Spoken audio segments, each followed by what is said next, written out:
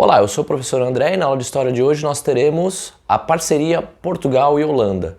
Nas nossas últimas videoaulas nós vimos diversos fatores e características ligadas à chamada economia açucareira, a principal atividade econômica estabelecida pelos portugueses ao iniciar a colonização no Brasil.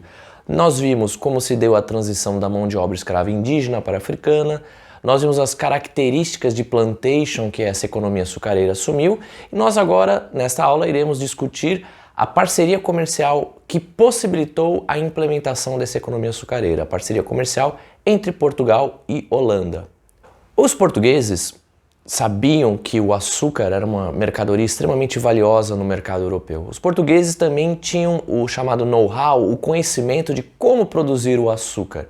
Os portugueses tinham um vasto território, no caso, a costa brasileira, mais especificamente a região nordeste, onde eles poderiam realizar essa plantação e produção.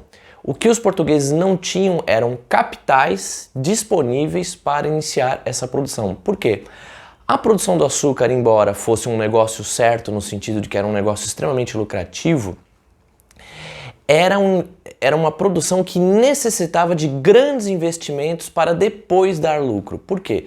Era necessário plantar a cana-de-açúcar, cultivar a cana-de-açúcar, você precisava então ter uma mão de obra, no caso na época escrava, você precisava controlar, alimentar essa mão de obra, você precisava construir os engenhos, por exemplo, onde a cana-de-açúcar era trabalhada e onde o açúcar era obtido.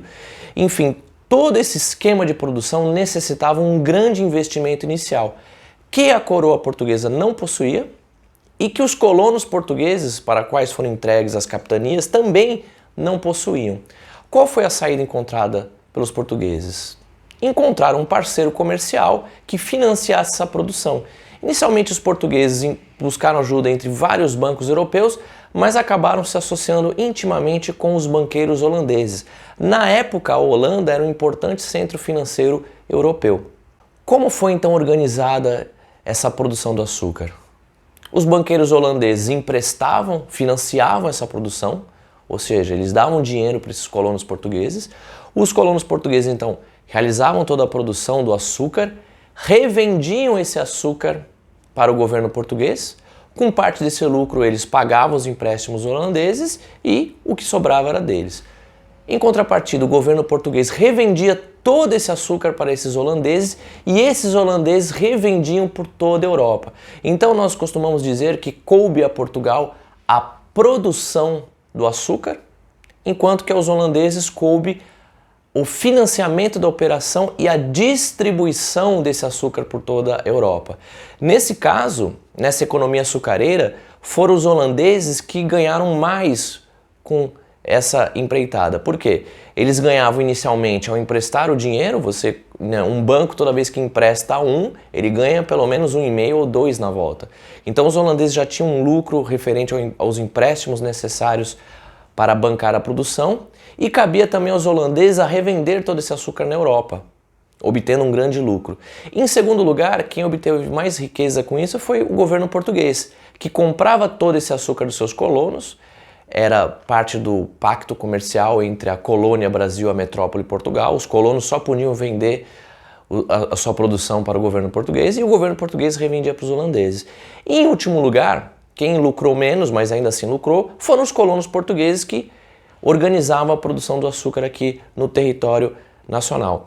Essa produção do açúcar, ao longo dos séculos, ela gerou muitas riquezas para esses colonos e para o governo português. Em números absolutos, o açúcar gerou mais riqueza, gerou mais lucro do que a própria exploração do ouro que ocorrerá em Minas Gerais um século depois, que nós veremos, aliás, nas aulas para frente. Apesar dos colonos portugueses terem ganho menos em comparação com os holandeses, ainda assim a produção do açúcar foi um negócio extremamente lucrativo. Tanto é que era o sonho de muitos colonos se tornar um senhor de escravos, um senhor de engenho no Brasil. Possuir engenhos e possuir escravos e controlar o açúcar. Esse era o grande negócio do Brasil no início da colonização, nos seus primeiros 200 anos, mais ou menos, entre 1500 e 1700.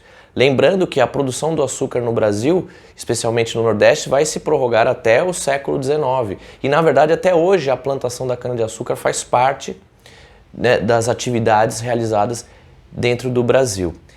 Quem que não lucrou com essa economia açucareira? Na verdade, foram os verdadeiros produtores do açúcar, que foram os escravos, os escravizados, indígenas e africanos.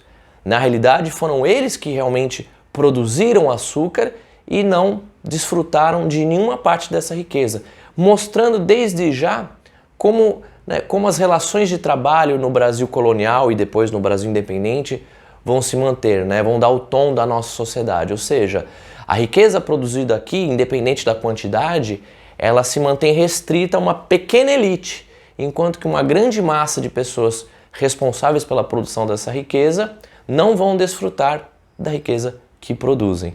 Esse é o começo da história do Brasil e, infelizmente, ainda é a história do Brasil atual. Obrigado, até mais.